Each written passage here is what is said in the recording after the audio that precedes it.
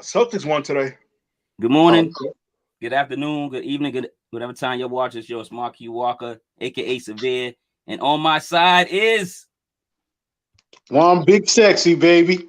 It's Big Chuck. Yep, ShizmaticDaGod. and ShizmaticDaGod in the house. You know what I'm saying? We're gonna be joined by another podcast as well coming in soon. But let's talk about what y'all were just before we came on live. We was talking about sports, man. Chuck, what you were saying? I was kind of assaulted last night from a couple of games. I mean, couple of calls that the ref let slide in that Warriors Lakers game, man. But I mean, it was down to the wire, man. It wasn't no straight blowout. Nah, it was an awesome game, man. Of course, because the Lakers won. You know what I mean? Nah, it wasn't the fact that the Lakers won. I'm just saying it was just some of those ticky tack calls that they just let slide for certain people. Oh, you mean like for the Warriors or for the Lakers? Because they wasn't. No, in general, it's not a Lakers. I mean, I'm a Boston fan, man, but I'm sports. I'm athlete number one, man. So I'm all about fair play and everything, man. Just wondering. You know what I'm saying? Nah, I'm not a Lakers hater like that, man. Yo, I just saw a good Celtics game. Y'all know TeShawn. I know ShizmaticDaGod saw this Celtics game. What do you think about the Celtics game, real quick? It made me think about that conversation we had a couple of weeks ago, and I was like, "Yo, Jason Tatum clearly stepped up in that leadership role, and that's what I like to see." And I'm glad that they pulled one through, man, especially against the Nets team. Hey, TeShawn, you gotta get me banned again, man. Putting the NBA behind you, man. You might have to Why you say that? Blur out your TV. This ain't gonna be able to show this podcast so I ever get famous, dog. Oh, shoot. I started watching basketball, man. I know you are. I'm like, yo, get up there. Give me banned, dog. Yeah, I got the TV off to the side, so now you gotta put it to the side. You can put it to the side, you know what I'm saying? I got it off to the side, man. That's just your camera another way or so, you know what I'm saying? Yeah. Let's get into the show, man. We are gonna be talking about this is the Passive Podcast, episode 72. We're gonna be talking about 2002 dating, and we're gonna be talking about stressful eating. But before we get to that, any more sports before I go on to the fact checker news? Nah. Let's get into the fact checker news then, man. Let's talk number one. And I just recently moved to Brockton, so I just I found this and it was crazy. I said, let me put this out for the first news. Brockton's late night weed run. So basically, weed stores everywhere, they close at 8 p.m. So people be rushing to get to the store. But they about to crank up the hours for us, so it's gonna be 10 p.m. soon for Brockton. So yeah, just get Brockton. You don't have to rush around and go crazy from work and get your smoke. What y'all think about that? Anything? It might come on to other cities and stuff like that. What do y'all think about that? I mean, I'm not. I don't partake in it, but to each their own. I mean, that's good. They're not running around. That way you can swing by and get you a 12 piece of whatever you're gonna get at Popeyes or KFC or wherever Bojangles or something, yo. True. Because you're gonna need that snack. Yeah. Anybody else? Sean, you're a parent. TeShawn, man, like I mean, you. I don't know if you want to say if you intake or used to intake or whatever, but what do you think about the hours increasing? No, I think it's a good thing, man. I mean, to my understanding, you said the weed store is open till 10? Yeah, so what's gonna happen is, the weed dispensary is gonna they're cranking up the hours in Brockton, at least in Brockton. Yeah. I read an article about Brockton's gonna open their things. They're gonna be open till 10 o'clock instead of 8 o'clock. So you don't have to rush to go get the weed, you know what I'm saying? That sounds great right there. Think about the people that get off of work at 8 or at 9. They got time to go get their goodies and take it to the crib. So I think that's a good thing, man. I mean, and also with weed, man, weed's not a bad thing. How many times do you see people smoke weed and do some crazy shit? Nah, they do usually fun stuff, good stuff. They usually do good, they usually have a good time. If anything, the liquor store should close early. Yeah. Juan, you got any insight on that, or you want to? Nah, I'm just saying they just putting out the weed man out of business big time now. Yeah, man, but it's for like medical marijuana too, if you think about it, you know what I'm saying? So that's dope. I mean, they can get the medical marijuana before they even, you know, earlier time, man. I mean, that's for the recreational users, man. That ain't for the medical joints. Yo, hold on, let me see if this dude yeah, but you know, you don't think it's gonna be good for the medical joints? Nah, because the medical, I mean, well, I don't know, but I know, you know, I know at the like the for people VA, that really man, need, I mean, those are the people that you know they say they I need know the it. VA it closes. I think it closes at 6 o'clock. I mean, them old guys, they be there first thing in the morning when I join open up at 8 o'clock, getting their prescription. You know what I'm saying? Hey. All right, number 2. I don't know if y'all know about any of this hip hop stuff, but I put it on anyway. But Slaughterhouse Beef is basically you know, it's a couple guys that's lyricists. There's Joe Buttons, there's Joel Ortiz, there's King Cricket, and then there's Royce the 5'9". They had a group called Slaughterhouse with Eminem, and you know, a lot of fans love that, and they want them to get back together. But I think it was a business thing for some people, and some of them was love of the music, but like they don't want to get back together. So like there's some beef there's some beef right now with them again, all 4 of them, because 2 of them are putting out an album talking about, I think Slaughterhouse or Kill Slaughterhouse or something. They just saying like we're killing the name of Slaughterhouse, so you know it's no more. We can't even do it no more. So the other 2 are like, what are you doing? You got my permission to kill off the name? You know, it's some, I don't know if y'all heard about it, but y'all think it's corny. Have y'all heard about it? I mean, I think if it's business, you know, maybe the money wasn't right, the promotion wasn't right, that got these individuals upset, you know. So I got to do more research on it and find out why they feel the way they feel. Yeah, true. Yeah, you're right. Hey, my question is, who are the 2 guys? Well, there's Joel Ortiz and King Cricket.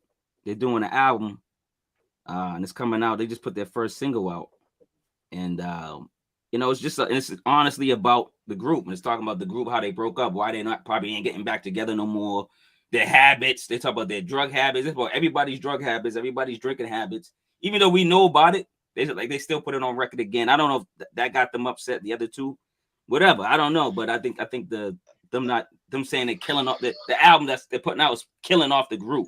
Like it's never gonna happen again. But these 2 are killing off the other 2. So I mean, I think maybe they took it that way. Like, you're killing me off. What you trying to do? Like, I think they taking it as a diss. I'm not sure. Was the group already dying? Somebody's butt hurt. The group was apart. They wasn't never coming back together, I don't think. But the fans, you know, like if the fans want something, like a lot of fans want it. Like, you know what I'm saying? I don't know. Like, say the fans always wanted a Michael Jackson Prince record, you know, and then they went, you know, we always wanted that, right? So, but like, you know, did it ever happen? I don't know. I think it never happened. But you know what I'm saying? Like, if that happened, that would have been dope. You know what I'm saying? Like, it's just if you got a fan base that wants something, and then you know it doesn't happen, it's just a group thing. It's 4 people. Like, they don't want to. You know what I'm saying? They don't want to join. They don't want to join back forces. They don't think it's reputable. Let's put it that way. You know what I'm saying? What up? It could be ego too. What's good? Salute. My bad, man. I was having little issues. Don't worry about it. Hey, man, this is Vaughn from the Great Minds Podcast, man. This is you guys know. Introduce yourselves. Big Sexy, ShizmaticDaGod, and Chuck, man. Welcome, Juan. Welcome. What's up, fellas? What's up? Pleasure meeting you guys on here. Yeah, Vaughn's the man.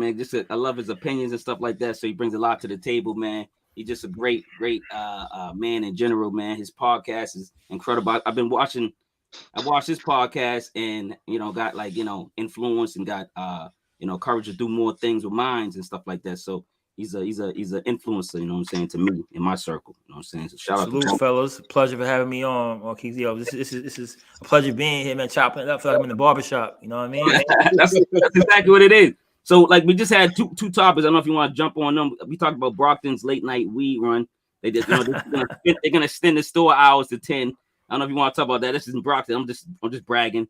But the Slaughterhouse Beef, you want to jump in on that? Oh yeah, that's great. That's great. You know, I never was a fan of Slaughterhouse. You know what I'm saying? But I was always a Crooked fan, and I was always a Royce fan since Scary Movies back in the day. So I've always been a fan of that.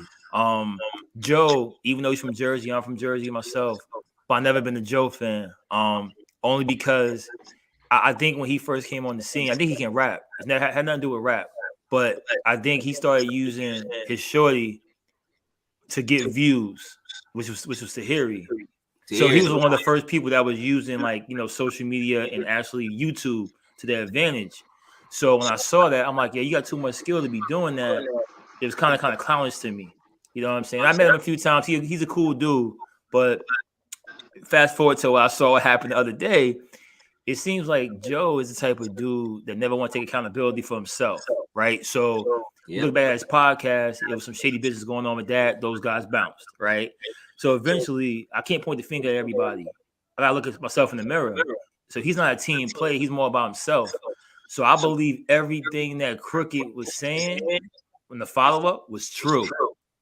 And I think that Royce is a good dude, but Royce is a little switchy side too. You know how Royce did with Luke and all them and RJ. He's a politician.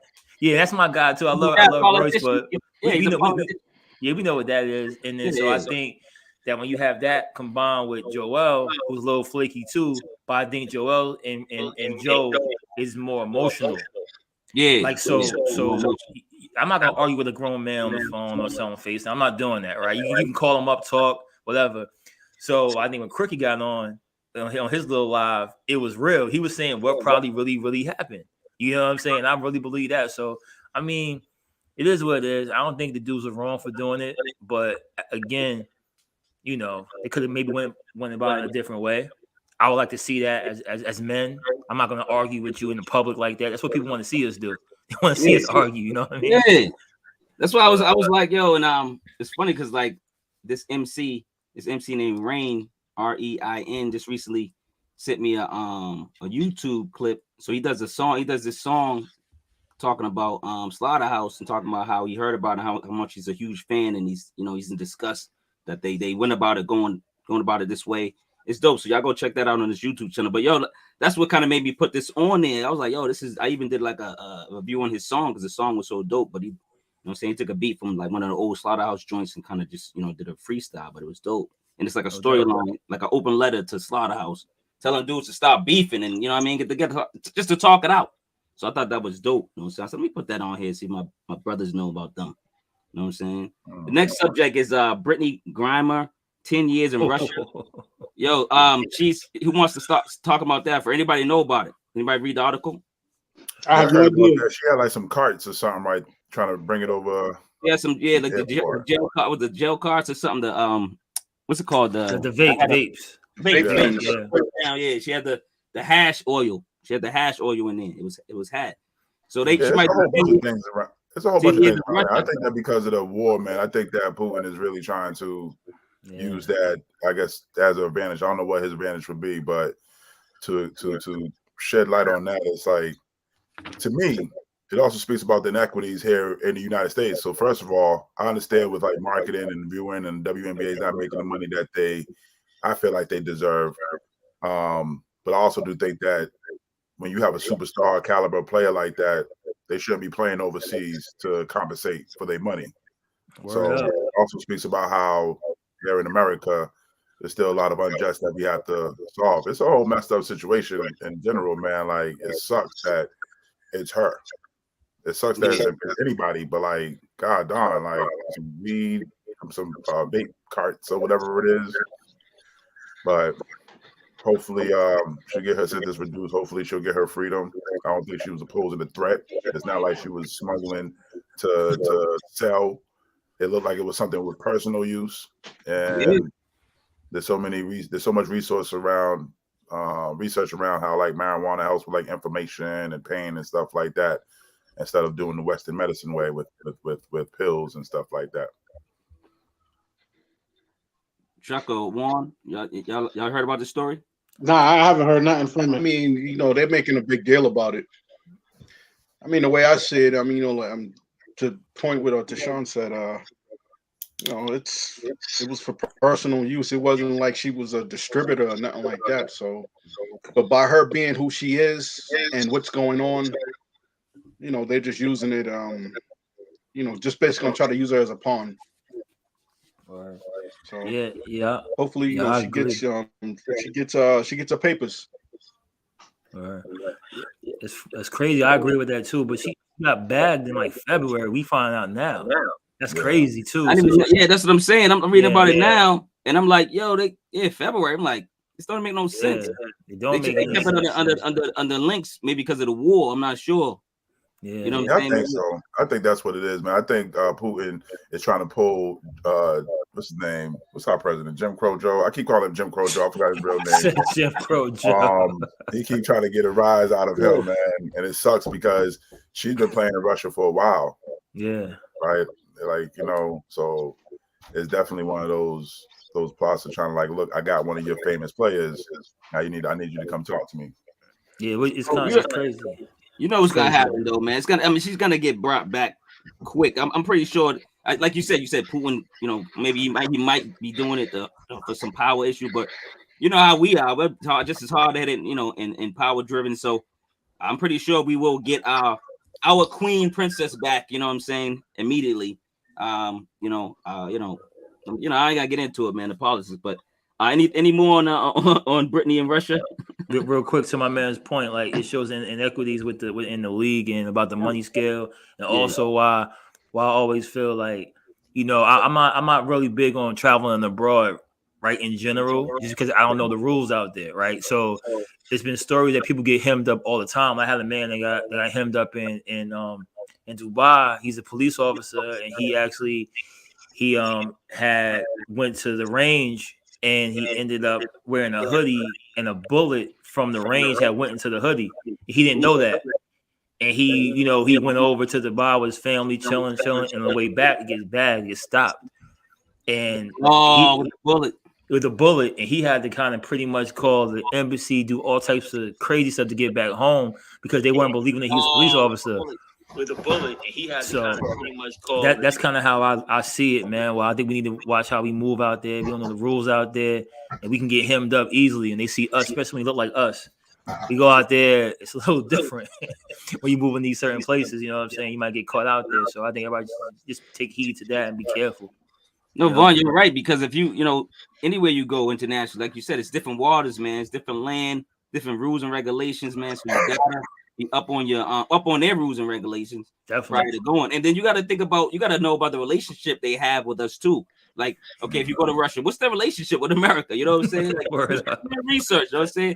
You go to Ireland, you know what I'm saying? Do your research. They might hate us. You know what I'm saying? So, and you might get the dirty look, so you might get poison in the food. You don't know what's gonna happen. You know, people might pee in your food or something.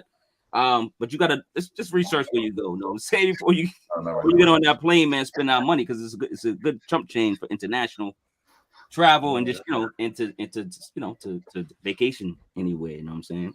Definitely. All right. So number 4 for fact checker news is the game on Drink Champs. I don't know if anybody just came out. I don't know if anybody watched it yet. Anybody?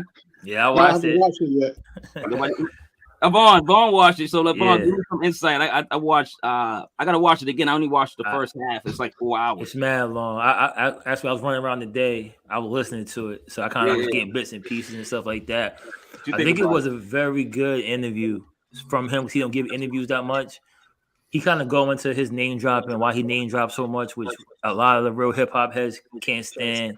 Like, why you keep name dropping all these rappers? Can't stand it. I can't stand it. We talked about this. Nobody can't really stand that. But he kind of goes in why he does it. I don't agree with it, but it's pretty much like he's paying homage all the time to these rappers that influence them.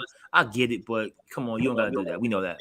But as far as what he was talking, it kind of went back into the G Unit days, what happened with that, the miscommunication with that. He was kind of talking from the heart. Like, you kind of tell. I don't think it was like, I kind of understood him a little better from hearing him say certain things. But the game is the game. You know how it is, man. It's like comedy show to me, but he's a talented artist though. But it's worth a listen to. Everything you just said is on point, man. Like I say, it is like you said, he's a talented artist. I love the game. Like the name dropping, it did make me kind of realize why he did it. I get it, but at the same time, you said I get it too. Why you don't have to say it all the time? You don't. We know who you are. We know where you came from. We know most of your story, not the whole thing, but the way he described it with the game, and the game and G Unit type of thing. that was brave of him to like really give up those details. And I'm like, yo, is he supposed to be talking about him having a shootout? Like, you know what I'm saying? Like, he's like, you know what I mean? Like, how many years was that? I'm like counting the years so you won't go to jail. Like, I'm just like, this dude's like putting his foot in his mouth, but he's actually being honest and he's being direct. And I like that about him. I like that he's, you know what I'm saying? I like that he's real and he's not like trotting around the story. He's telling you exactly what happened. And he says he got the respect for 50 still. Everything's cool now. They did war. They was young. They was stupid. And then now they, you know, they're older and they're making, you know, mature moves. And I like the interview. I didn't see most of it, the wax part. You know, you don't want to see that. I heard yeah, wax. People say cut it off when wax come on, but whatever. You know what it is. What you think about his? What do you think about his? I didn't watch the show, but I seen on Twitter that he supposedly called him out on the verses or something like that. Yeah, he said something to the effect. I'm trying to think about Eminem. He said he would. He said they were saying would he verse Eminem. He was like, I'm not saying I would verse Eminem. He's saying I'm a better MC than everybody. Period. He was saying I would challenge anybody. That's what he was saying. He was like, you know, it's like a normal rapper. Yeah, but you know, Noriega kept going. You gonna do verses? What you want to do verses? Which, you know, just kept pushing him. You know, they were trying to trying to bait him. Yeah, Noriega. I got that clarity because when I was looking on Twitter, I was like, "Damn, Game calling Eminem out on the verses." Yeah, I didn't watch the show. Yeah, nah, that was marketing be on. You know how marketing be on Twitter and stuff like that. That's the but quiet is kept though. Not for nothing. If he did do him in the verses, he would win because he has more impactful songs. Yeah, Game would like he'll just go in those certain songs because you got the top 20. Think about like we might love Eminem as an artist, as a rapper, but you really going down your driving in your whip pumping Eminem? Not really, not too much. And as far as the beats and stuff like that, you're not really going to do it. So if you got to go as far as like performance and impact, he'll probably win. Like because you know the songs and the quality of songs. Yeah, it depends on how they do it. If they got Eminem on stage performing, he's gonna, you know, Eminem's gonna win. But if you got like, if you look at the discography, is that what you're saying? Like his music can outweigh Eminem's because we play it more. Is that what you're saying, Vaughn? Yeah, but even Eminem songs, right? If you think about a song, when have you heard a song when the whole crowd going crazy over it? Like you feel what I'm saying? Like you know when you do the verses, you come out and you might do a song, but it has crowd participation. And that, you know what I'm saying? Eminem don't have that. He has what? Lose yourself, lose control. My fault. Lose yourself. You might have some Dre joints. Forget about Dre. But what really Eminem songs do you have that the crowd's gonna be like, oh, with you and everything? I don't see that really. He's more lyrical. He's more like lyrical miracle. Like he'll get you blah blah blah blah blah. But versus is more about performance. It's more about like a question I put on Twitter. Like I think the game, if the game did go against Eminem, if he couldn't use 50 Cent songs, he would lose. But you got the One Blood. You got a lot of different songs. Like that's the thing about the game where made me so mad. The first album had a lot of hits on there though.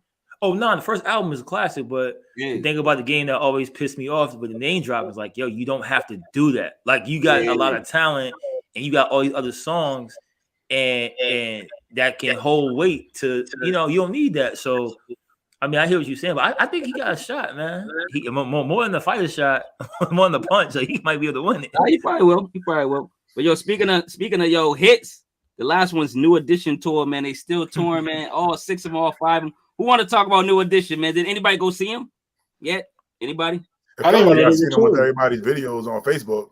They went right. They came to Boston. I didn't get to go. My uncle died. I went to go see. A couple of people went to go see that I know. Family and friends went to go see, and they was posting on Facebook like crazy. I got a question for y'all. Everybody on here is from Boston, right? Boston area. Yep. Right. So that's hometown boys, hometown crew, right? So how was that performance for them? Whoever went to a New Edition show in Boston, like how was that? Because I've never been to a show, but I know it was rocking out here in Jersey, rocking in New York. But to be from Boston and they doing the show in Boston, I would think that would hold more weight. Like they probably bring up more trips and stuff like that. Yeah, you know what I mean? They really tore it up. I didn't get to go, but I saw the video and my uncle called me, told me about it, and then I got another friend that told me about it. I got a couple of people that have been there, and it was like of course when they come to Boston, they got to show out. They do probably more steps, maybe do a few more songs. Maybe they hit us in Boston that we love more. You know, they give us love, man. They might throw more T-shirts out and kiss more girls or something. I don't know what they're gonna do. They out there, they show and prove, man. Because they really and then they got their family there. You know what I'm saying? And friends, and they got their love in the crowd. So they give their all. They probably like Bobby Brown probably did a couple more twists than they usually do on the stage. Give a couple more sweat drips, you know what I'm saying? You know what I mean? Right up. That's dope, though. That's dope. Well, shoot, from the 10 people I know that went, man, the next day, man, they said it was amazing. They had a good ass time. So I was just like, damn, I wish I was there, because when they showed, like when they went live, they were doing more of the song. But I guess, you know, the energy was different. I mean, of course, right? If you're there, physically there, the energy is going to be different. But I know about like 10 people that went to that show. And they all said it was lit. They had a good ass time, and they didn't even go together. These are like just separate each other, but it was all in the same arena. Because it was New Edition, it's Charlie Wilson and Jodeci, right? Yeah, I believe. How was Jodeci, man? Those my boys from the 90s. They said Jodeci was a disappointment, man. Like meaning, was everybody there? It was there for like 10 minutes. They seemed like they was drunk. They said, but they said Charlie Wilson tore it up. Charlie Wilson was the man. Oh, you know, Uncle Charlie gonna come through. Oh, Josie was drunk. That's a fact. That's a fact. We all know that. That's a fact, man. That's the one thing that we all know about that. That's a fact. They got to get that together, but because that's one of my favorite groups of all time. Like Josie, I love them. So, like when I see certain things, I'm like, damn, this ain't the same Josie I grew up on. I can't really. Yeah, you know, it's not. It's but different. It's different, man. It's different, man. That's dope, though. Juan, Chuck, y'all, anybody, y'all see the show or whatever? No, I didn't even. I didn't see the show. I didn't even know they were touring. Okay, no, I didn't see the show, but we saw my sister there, you know, as an early birthday gift, you know, me and my brother. You know, by us being from Boston and everything, you know, and that was like one of her favorite groups. So who, Hazel? Had a blast. I know Hazel was going crazy. Yeah, a hell of a birthday gift right there. For real. We about to get into the show. We about to get into the topics, man. Right now, we talking about dating in 2022 versus dating in the past, man. We just gonna like when we talk about dating. We're gonna go around first. The subject of dating, period, like you know, in the past or now. Let's go around and just like when you hear the subject, what do you think about? Let's start with Juan. What's going on, Juan? But dating, when I think about dating, it again, me being older, it's like you know, you pulling up to a girl, getting a number, talk over the phone, and hang out somewhere, you know what I mean? See how the vibe goes. That's what I consider dating. Okay. Sean, what about you, man? TeShawn? Nah, I definitely, I'm with Juan too, man. I remember back in the days, man, dating was one of those things where that it happened over time. You had to go on multiple dates in order to get to know your spouse. And I don't know, I do feel like I want to say it was easy. I'm not dating now. I mean, I'm dating my wife, but like, yeah, right. You know what I mean? But I'm not like trying to, you know, go on new dates. But not back then. You know, I remember when I met her, it was through a mutual friend, and that mutual friend was like that messenger that went back and forth until I had the courage to like, you know, hit her up and be like, yo, you want to, you know, let's get together for movies and then some dinner afterwards. You know what I mean? So it was definitely, I don't know how it is now, but I know I might be dating myself with the way I asked my wife out on a date back then. 1980, no, 1970. I was about like 98, bro. 97, 98, man. I remember I told our mutual friend, I was like, yo, I'm digging your friend, yo. You think you can find out if she's digging me too? Like trying to get that. I like that. So but yeah, man, like dating back then, man, like Juan, I remember you had to talk to females. You know, you had to talk to them. You had to get to know their name. You know, you had to get their number in order to call them, in order to get onto that first date. And like, oh man, I don't know what's going on today, but you know, my brother, he's 30 and he's in that dating world, and I'm gonna share a bunch of his notes. I was trying to get him on the show, but he was like, nah.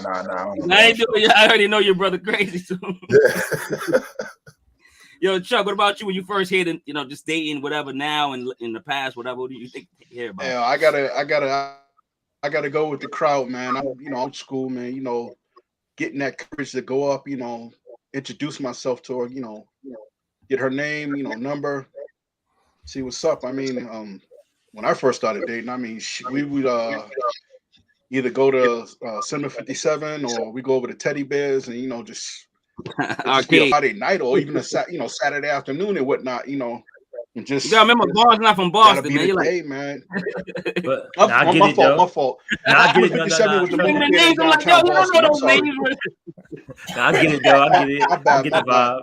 I get the vibe though. I know what you're talking about. But Cinema 57 was it was an old school theater back in in Boston back in when we were teenagers, and Teddy Bears was an arcade like directly across the street from there. So that's where we used to parlay. Sometimes after school and Saturday and Sunday afternoons, or after catching mad flicks at the matinee flicks and stuff. You pay for one, you see like 7.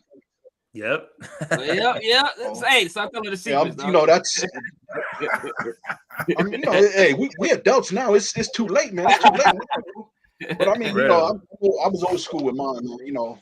Had to work up that courage, and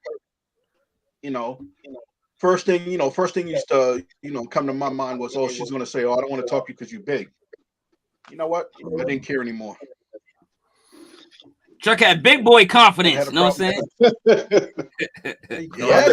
Overall, you had to have confidence in general, man, because it really wasn't about what you look like, about what you wore. It was about how you spit game. Yeah. Oh, of course. About the mouthpiece. What about you, Vaughn? When you first hear the dating in general, you hear it. Take you back. So I kind of got thrown off the porch early. So basically, what I would do, I had uncles, right? So I had a lot of older uncles around me. And I mean, when I was like 12, if I sat in the passenger seat of the whip, I had to talk to the female. Oh, that just was the rule. So my uncles would get in the back seat. Well, we'd be say it was 3 of us, or like, hey, Vaughn, get in the front. So then they'll put me on the spot. So like we'll go to McDonald's on the drive-through, and they'll be like, yo, my nephew want to talk to you. And I'm sitting in the car like, what? Like I want to, I do.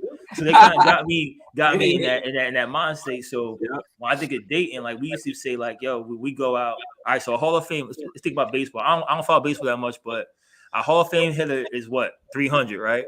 Yep. So I say, yo, if you talk to 10 girls and you get 3 numbers, you Hall of Fame, baby. Yeah. That's how we used to say it. So I was like, yo, no, that's dope. We used to be like, yo, it don't matter if she like you or don't like you, shoot your shot. This is when we was like 13, so we go to the mall or whatever we want to do, or the movie theaters or whatever. We shooting our shot. Boom, boom. How many you got? You got 5? All right, it's all good. I got 3. You still Hall of Fame, though. Like, you know what I'm saying? Like, we kind of will build our confidence up. So when we got to a certain age, that when we started quote unquote dating, because before you just on the phone and trying to figure stuff out, when we got old enough to start dating, then we would have that confidence, and me and my boys would have that. We didn't care about getting shot down. Because it's all good. Like, hey, yo, someone else, I can talk to somebody else. So we started dating, and dating to me was like getting the number, going out a few times, maybe sitting in. It's funny because one girl I thought tried to play me. Yeah. She said she had to wash her hair, right? Right. Because I was trying to go. We were trying to do like a double date. A triple date. You know how you go with your boys that you get the girl, I get the girl, we're gonna go to the movies. Yep. So all right. So we get the numbers. This one girl, I was like, yo, I'm gonna talk to her. All right. So I already knew her. And I said, yo, we trying to do. We was talking in the lunchroom, and that was our date. We would sit and eat lunch together. Right. So I would break away from my friends, and we would sit with her and build with her and get to know her. Like that, to me, that was dating, right? And like everyone else said, to get to know the person, maybe a few times, 2 or 3 times. And by like the second week, I was really sitting together. So let's go to the movies. He said, all right, I'm with you.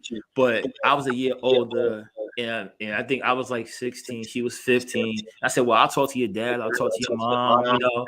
Yeah. And something happened, and she couldn't go. I thought she was trying to play me. So I went and talked to her friend. What? I thought she was trying to play me. And the funny thing is, me and the friend started going out for 2 years. But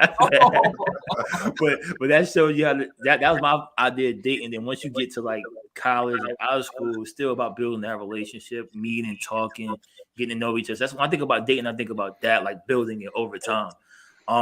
Nowadays, again, I'm married. I met my wife the same type of way. Like I said, I always date her. You know, try to date your wife every time you get a chance to, right? No, that's facts. But I've noticed from my friends, excuse me, who are still single, who are doing that, the game is different. And I think it's more about people who don't like to talk anymore. The communication ain't there anymore. So they want to like click, swipe, do this, do that. And you can't really find out someone from looking at their Facebook page or looking at the IG or looking at an app. You got to really build with that person. You got to really talk to that person. You know what I mean?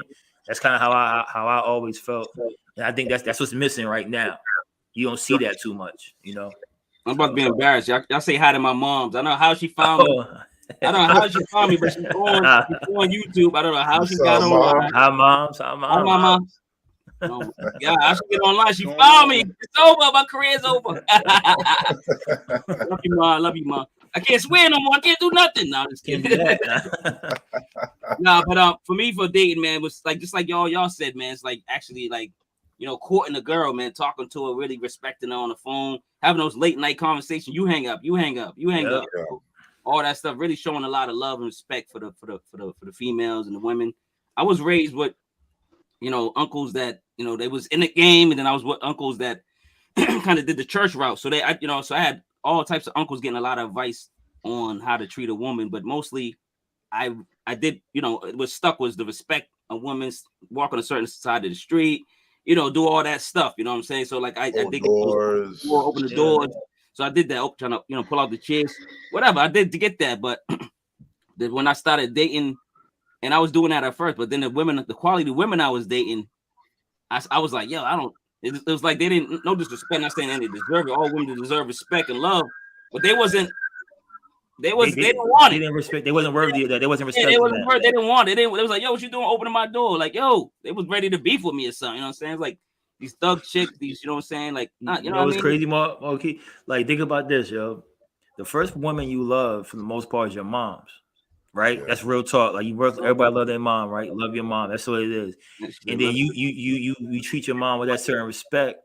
A lot of times you turn into the female you trying to talk to. You trying to give that same respect that you give to your mom, and in different way. You know what I'm saying? But if she's not hitting that quality, you like, yo, why am I giving her that respect? That she don't deserve that respect like that. You know what I'm saying? And not in a bad way, but you like, I'm holding doors, I'm doing this stuff, I'm being chivalrous. And she's like, what you doing? Why you doing that? 100%. You like, all right. 100%, man. Let's get into the questions, man. Who's best to give relationship advice, man? I got a couple married people on here. I got a couple, me and Juan single and divorced. So actually we got a divorced person on here. We got a single guy on here. That's me. And we got three people that are married. So who's best to give relationship advice, man? Who want to start this off? Well, I think it comes down to perspective, man. It depends on, you can take advice from all three and formulate your own perspective on relationship advice. I mean, I feel like when we talk about dating, first we got to identify that dating and relationships are two separate things. You know what I mean? Like dating, there's no commitment, you know, but relationships, I feel like it takes like that, it's that trust factor, you know, that mutual agreement that you're going to do right by each other. That's like a relationship part. But I think all three could definitely give sound advice. It depends on perspective, and it's good, like with research, to grab multiple different perspectives so that way you can formulate your own thought. Yeah, I seen something that said, you know, single people shouldn't give out, you know, relationship advice because they're single. So I mean, it kind of hurt my feelings because I'm single. I'm like, oh, man, it hurt my feelings. And you know, I think I shed a tear. Michael Jordan tear too. You know what I'm saying? But at the same time, it's like, yo, I had to come up with that question. Vaughn, you're married. What's up? I think as my man said before, I think I listen to all my people. A lot of my boys are married. I have a few that's single, and I have one that's divorced, right? And we all talk about certain things. You build from all that stuff. You figure it out because, you know, your single friend. Like, it's funny because the married guys might take a shot at the single guy. But I always say, why are you doing that? Because you want to be single and he's doing stuff you can't do. So that's why you taking a shot at him. I'd rather uplift that. Like, yo, handle your own business. You figure it out when it's time to be. I happen to find my wife at a certain age. I found we were dating since college. I found her early. You feel what I'm saying? That's not everybody. Everyone finds different things. But I think you learn from everybody and you make your own hypothesis from that. Come to your own conclusion. And I think it's all needed. It's all needed because whatever the person that's divorced did, I could be doing the same thing. Like, yo, don't do that. Like, you might need to rethink the way you're looking at it. That's why I messed up with this situation, right? And then you're like, okay, cool. Might let you backtrack. And then the single guy could be moving something like that. Like, you know what? I can't do that because I am married. Like, I can't go to that spot with you. I can't go in that. You know what I'm saying? Just because, you know, we learn from everybody, man. I think it's the best way. Juan, you're divorced. What's up, man? Chime in. Well, for me, shit. Well, I agree. You take advice from long in the marriage. You can take advice from a guy like to show you the red flags that you might not be able to see and miss. Yeah. You know what I mean? So that's why I look at it. And to be honest, I enjoy being divorced. You married guys, more power to you. I should have listened to my instinct. Her first name wasn't Oprah, last name wasn't Winfrey. I should have known better.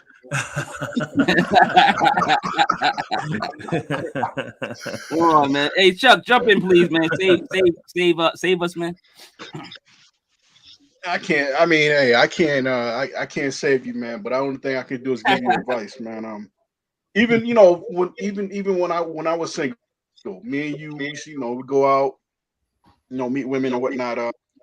We basically off each other, right? Or if we had if we had that third person that was always just a chaos in the can. We always try to play off of them where one person's the good guy, then the next person's the mellow person. Then you got the one wild cycle that's just running off at the mouth and whatnot. And see which way which one of the guys you gravitate towards. But my thing was, I just keep to myself, man. I'm mellow. I'm chill. I'm not all about being loud, but if you want to go there, we can go there. But with the fellas, I tell my boys all the time, I tell majority of them, don't rush into it. Take your time. See where it's going. Try to get in her head, see what type of what type of person she is, what type of home life she has, what type of family she has. Because just because she might be pleasant to you in person, but she get around her family, man, they be they turn into the Bundys or whatever else, man. You must have just been watching that, man. That's serious. My Bundys, man. That's my show. No, that's definitely important, man, because I feel like go ahead, Chuck. My bad. No. I'm just saying I didn't know. That's just just stuff that I've seen growing up as when I was single and when I started dating. I was the nice guy, and like they always say, nice guys finish last, which not always the case. But then you had her friends that were jealous, and they did everything in their power to say, "Oh, I seen him. It's so and so with blasey blah," which was never true because I'm not a club type person like that. And I mean, if I'm not at work or in school, I'm in there playing the game and or sleep or with the fellas. So don't try to don't try to throw no curve, no monkey wrench in our situation. Right. TeShawn, you saying something?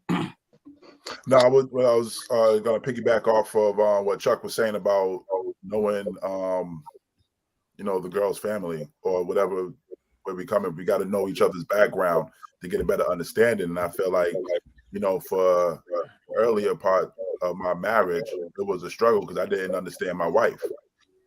Because I really didn't rock with her family. Like I didn't get the chance to know her family. They were so toxic. She removed herself from that family. So then when we spend time together, especially a large amount of time together, you get to see more of that person. And like I just never understood. And there were some things that she was able to understand about me because we would be around my family and family functions. So she'd be like, "Oh, well, I know y'all get together, y'all talk shit. That's y'all love language." But for her, talking shit was like toxic, and you ready to get down to fight. So like with me and my uncle, we get together, too much to drink. I'm like, "Oh, shut the fuck up, you fat motherfucker!" Like, but that was just us, like, just fucking trash. Like, you know what I mean? But for her, it was like, "Well, damn, y'all not about to fight." Like, from her, that's so. Yeah. I'm piggybacking off of Chuck. It's important to get the background of each other, so that way we get a better understanding. Nah, you're right. You're right about that, yo. Number 2, right? Do men lack strength when they choose to settle? And what I mean by this is like men are more visual. Do they? They be like, "Oh, she got big hooters and a nice butt. Let me. This is the one." You know what I'm saying? Like, do they like lack? Actually putting thought into settling with women? And who wants to start off with that? Who wants to answer that? I would say absolutely, man. Absolutely, man. One thing about the physical, that physical ain't gonna be around forever. You got to be able to love each other internally for what they have on the inside. So all that external features, yeah, it's dope. But it's not gonna last forever. Chuck? Yo, my thing is, I look to see what the moms look like and the grandmoms and stuff. See how they look at, as they progress and whatnot. No. Hear me out.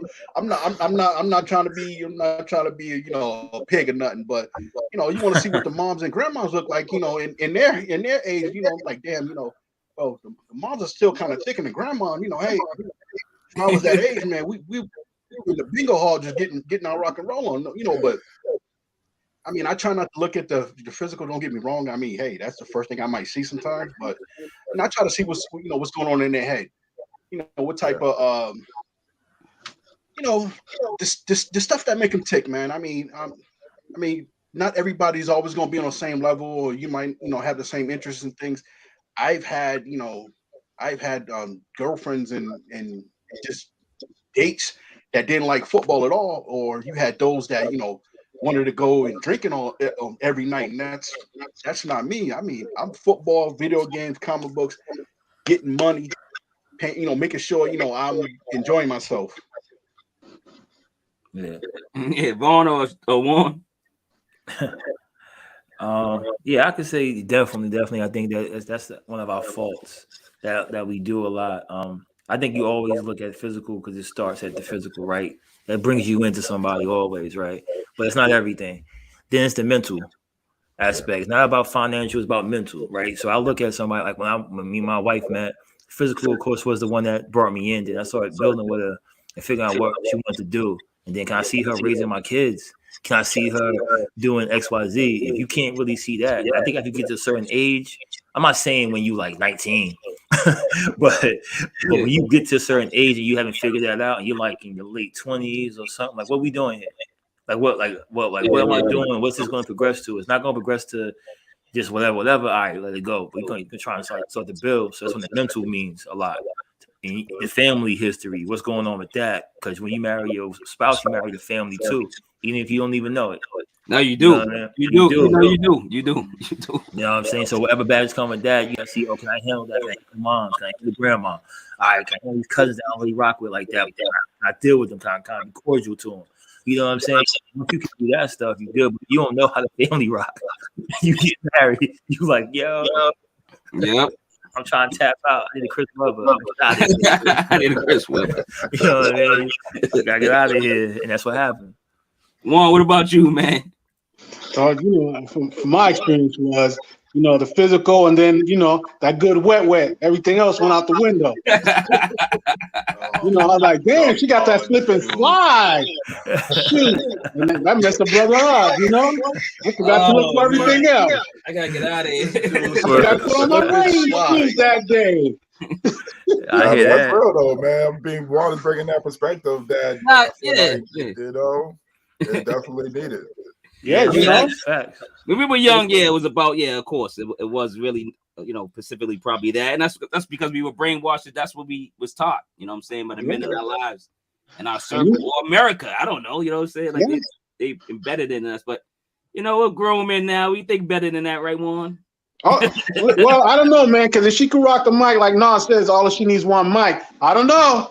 but like Juan said, it depends though. You said not that we're a little grown, but it depends on where you are in your life, the stage you in. You got multiple childhoods people can be in, right? So the same thing you looked at when you was 21, you can't be looking at the same thing when you're 31. If you are, something's up, right? You know what I'm saying? So you're gonna get that same thing that messed you up before. Now you're 31, and now she's gonna have more baggage than she had at 21. Now you gotta have to deal with maybe a kid or two, maybe a mad baby daddy or something like that. You know what I mean? Yep. Just keep going. You're like, no. But the next question is like, women are out, they outnumber men, period. Y'all know that, at least in America. And if you're looking for a black woman, it decreases. Then if you're looking for an educated black woman, it decreases. So your pool decreases. Like if this is for like me and Juan, but what is that an issue? Is that an issue for the 2022 dating scene? I'm guessing that will be, right? Anybody? That women are outnumbering men. Yeah. I think that's great. But I'm thinking, hey, you're married. Get out of here. I'm just saying. For all those single brothers out there, I feel like your odds are you have greater odds if women are outnumbering men. This is one that I want to add to. We got a bunch of minorities on. We're talking. We just kicking it, right? This is the one thing I always said. Like growing up, I love women, right? Yeah. And we all do. We can say that. Yeah. Hell yeah. But I never discriminated against any woman, right? So whether it was black, Hispanic, it's all pink in the middle. Yeah, word. So all that stuff I never cared, right? So I know, Marquis, when you first started off, you said if you're searching for intelligent, black, blah blah blah, you start naming, you started hitting the filter, boom, filter, and you started like probably subconsciously that filter is slimming your choices down. You feel what I'm saying? So I always tell people who are single to go, yo, open it up. Right? Because like say you live in a certain area, say we in Boston, a certain area of Boston, right? Say you're in Dorchester, right? And all you know is Dorchester chicks. You know it's on the other side. Yep. Right? And you're not looking that side. You're like, damn, I can't find none. Because you're looking in the same spot. No, that's what it was like in Boston because it was gang orientated, man. We couldn't go over to the other block. Oh no, I feel that. Now. But yeah, you know what I'm saying? But I'm saying as far as when we open up our minds and our choices, it expands, right? So if you go to a different part of the area, oh, I didn't know that was over there. Like, what's that? You know what I'm saying? And I think sometimes what we do, not just black male or Hispanic males, or just people in general, we start filtering everything. Boom. You're like, I can't find nobody. Yeah, you looking, you got all the choices. You know what I'm saying? Could be somebody waiting for you, and she might be, I don't know. I'm just saying she could be Turkish or something like that, right? Yeah, that might be your queen, but you can't never find her because you blocking her out from the rip. Yeah, I know what I'm saying. Well, nowadays, 2022, you have those options and stuff like that, because you're online and you can date somebody in Germany and then eventually meet them and probably marry them or whatever. That's the good thing. That's the pros that the 2022 communities that's single or the younger crowd has. You know what I'm saying? The nuts. You know what I'm saying? We had to actually talk and see people and be in that circle. If we didn't have a car or nothing, we couldn't. Whatever. We didn't have a passport. We couldn't travel. We couldn't have if we were scared to fly, we didn't. Whatever. So we didn't. Venture out there. So we had like a lot of, not a lot of good choices. Put it that. Not. I don't say how long distance would have been like if we're in Boston dating a girl in East Boston or Revere or something. I was like, we thought that was long. We thought, and that's just like a next town over, a couple towns over. Like we thought she was like international. She was started out with pen pals. Man. Oh, pen pals. I remember that. I'm saying it started out with pen pals for me, man. Yeah, it started out with pen pals for me, man. Because like the schools that I went to, besides junior high school and high school, elementary school, like the teachers always had us in some type of pen pal program where, we chat with somebody from Canada, Japan, Germany, Korea, and all this other stuff. And I'm just like, I'm like, damn, I'm knowing people, we corresponding that way. So when I got a little older and I happened to go, join the military, and I had the opportunity to go to a lot of those places, I actually got to meet these people face to face. And I mean, shit, if they had the internet back when I was a little man, I think I would have already left the country. Yeah, I want to piggyback off of what Juan was saying in terms of like expanding your horizons.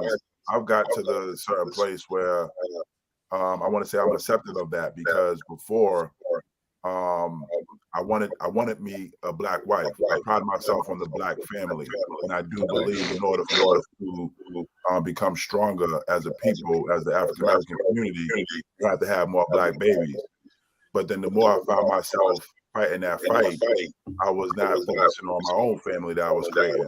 So then I was like, you know what? Yeah, love is all love. I get that, but it's also being open-minded to people's their perspective and what they choose to do. You know what I mean? So like now, if somebody's coming to me about an interracial relationship, it's like, well, I'm looking at it as we're just all people. We're all one race. And you're right, society does put this stigma on us, or this filter that says that we can only rock with a certain race. Yeah. And I think over time, man, it was just like, I still love my people, don't get me wrong, but then I've also been screwed by some people in my community. So it's like, well, damn, you can see bad or good in any community. right? So like, why should I dismiss this sister over here? Let's say if I was searching, why should I dismiss this sister over there because of a different skin tone or a different cultural background or ethnic background than me? So I think when you talk about Marquis in 2022, they do have that advantage because they're able to reach out further than what we were able to do. We go down to downtown Crossing and talk to the chicks that we see. Yeah. You know what I mean? Now they be able to get online and have relationships overseas or in another state or whatever have you. That leads to the next question is, are people hooking up more in 2022? You know what I'm saying? That just grinds right into that. So anybody want to answer that one? Yeah, I think definition of hooking up. Yeah, what you mean? You mean smashing? Bro, hooking up like having sex. You know what I'm saying? Oh yeah, of course. That's happening anyway. More sex like now because of the gadgets they hold in their hand. I think people getting caught up more. So about caught up me, I mean caught out there more. Like they falling in love with what they seeing on these screens, on these little phones, right? It ain't real. Filters, it ain't real. This ain't real. You know what I'm saying? So they getting caught up in that, and then they getting hemmed up out there. And this is like single, married, whoever. And I think, it's kind of it's scary, yo. Because you don't know who's on the other end of that phone. You feel what I'm saying? Like it was a case, the cases going on with these girls, these black girls that have been getting killed. They've been saying that they've been meeting people on hooking up, and the girls have been finding, dead. Like one guy's doing it, like a serial killer that's like using fake apps to lure, or fake pages to lure these girls in. That's scary stuff. Back in the day, you worry about certain things happening, but it wasn't that. It wasn't that. Yeah, no, it wasn't that. It wasn't like some killer or somebody, tricking your daughter online. You don't know if your who your daughter's going to see at the movies or whatever. Hopefully they smart enough to put it, meet in a public place, have tea first, and sometime in the day or something like that. But yeah, they're hooking up more. Yeah, I think they're hooking up more. What y'all think? Anybody else? Sean, TeShawn, Juan? Man, that's scary, man. I don't know, man. I feel like I may hook it up more. Like, isn't that like meeting? Hooking up for sex like after the first interaction? Yeah, like we call it booty calls, man. Back in the day we call it, booty calls is different. Booty calls, you know who you can call for booty calls. You knew who it was, you would call it. Oh yeah, you're right. You just don't even know their last name. You don't know what they live. It's called one night stands, man. One night stands, we call them. But I'm just saying, even the one night stands you met. Called a slip and slide at midnight. I called a slip and slide at midnight. I need to know. No, but the one night stands you met, like you saw them, and that led into something at that party or at that club. Or this is like, nah, I don't even know who you are. I'm just grabbing the phone, like, yeah, I like that. And then next thing you know, you meet Hannibal Lecter. You know what I'm saying? It's like then it's like shopping online. You can shop on, get groceries online. It's kind of not saying you can get women or men. I'm not gonna. You probably can. Online kind of, bro. It's like you picking left or right. I want that ham. I want that chicken. You can. You know what I'm saying? And then you start talking. No, because you don't do a lot of talking nowadays. These kids don't do a lot of talking. It's all about physical. And then they come right over, bang, bang, bang. You know what I'm saying? Yo, and you guys ever been to Vegas? I have. Yeah. All right, we all been to Vegas from the car. You walking down the strip and little dudes come up to you like, yo, hit the cars with you. Yeah, blah, blah, blah. I remember the first time I saw that, I was like, hey, what are you doing? Right? The guy gave me a car, like, call this number. And next block, call this number. Next block, call this number. That was before the phone thing popping, so it's even crazier now, right? Yeah. So imagine that happening. And that was like strictly, you know what it was? You call that number. And me and my people called that number one time to see what was up. And he was like, yo, because they already in the hotel. They're already in the casinos walking around. All the ladies already in there. They got the, already there. Whatever you want to call them or whatever. I don't know. Yeah, they're already there. Like, yo, this is for this, for that. Come through for $150. I'm like, yo, this is crazy. Yeah, but it's all legal. It's all legal. No, the Uber drivers were doing it. You know what I'm saying? Everybody, the Lyft drivers were doing it. We was there. Me and Juan went. Yeah. They was like, here, take this card while you at it, and you need a good time. It's crazy, man. You know what I'm saying? Like, but yo, man, anybody else on that subject? Well, this is the way I look at apps. I look at apps now like what we used to look at back in the day, like sessions, Oh, the sessions. You know about the sessions, Vaughn? We have to explain what's that? What's that? Explain that to me. Explain that to me. Vaughn, go ahead. So session was, a couple couple, a bunch of your fellas get together. One of your fellas call a chick, and she got a bunch of friends. Y'all get together, and for those who drink and smoke. But at the end of the night, you knew you was smashing somebody. I ain't mad at that. It was like smash and go. That's what it really came down to. Like, you're coming over, we're hanging, somebody's getting the back blown out, and then you're going home on the bus and have a nice day. Yo, let me tell you that joint just scares me, right? Because I was always like, my biggest thing will always be, don't get caught out there in no Cashapp. Like, because I always would say, like, because even when I was younger, I would think about that. Like, a session, I wouldn't have showed up. Because I would say, yo, all I need is that one chick to say no or out. We all done, but when you're young, you don't think about that. But that would scare me half to death if I was back there with y'all. I was like, nah, bro, y'all got that. I'll be at the crib. Hit me up later when that's over. You know what? That's what you say now. Guarantee you would have been there like, yo, okay. No, but we didn't call it sessions like that. But a lot of times we had stuff like that, and I was like, yo, I'm going right. They going left, I'm going right, because I always thought, like, yo, I always wanted that one-on-one to where I could be like, yo, I know, I know, we good. When I got 2 or 3 around me, right? It's like, yo, y'all did this to me. Like, whoa, nah. Yeah. You remember back in the day, as a kid, he was probably he played for St. John's, man. Elijah Allen maybe was his name. He got hemmed up like college basketball. Yeah, remember him? He played for St. John's. He's from Jersey, right? So he got caught up. They had a session similar to that, right? And he taped the session, right? And the chick flipped it and said, blah, blah, blah, this happened to him. And that tape saved him. But he lost a scholarship, got kicked out of school, but he didn't do no time because he had the tape saying that it was consensual. This is what happened. And imagine if he had no tape. Imagine if he had no phone tape that. He was going up for like 15. You know how they do him. Well, back in our day, we was in the beeper stage, so we wasn't thinking about that.